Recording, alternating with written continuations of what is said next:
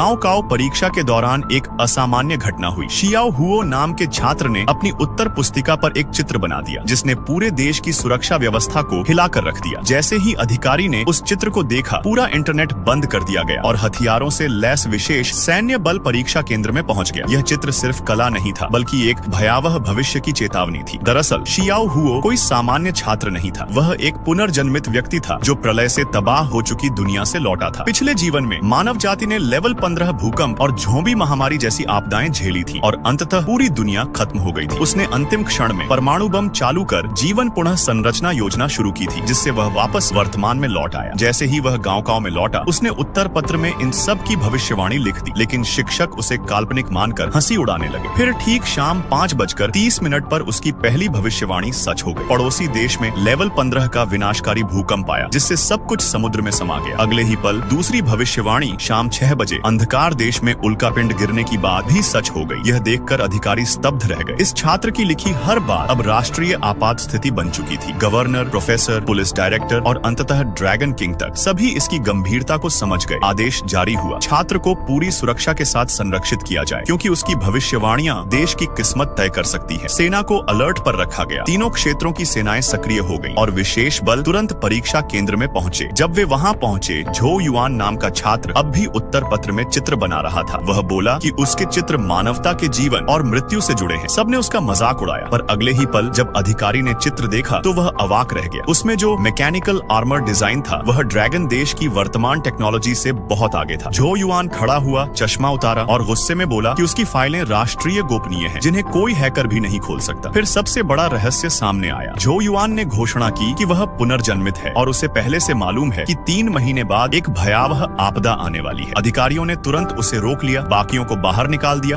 और झो युआन की तकनीक को असली में बदलने का आदेश दिया गया। अब पूरा देश उसकी चेतावनियों पर विश्वास कर चुका था और जो समय बचा था उसमें तैयारी शुरू हो चुकी थी, क्योंकि आने वाला संकट सब कुछ बदल देने वाला था।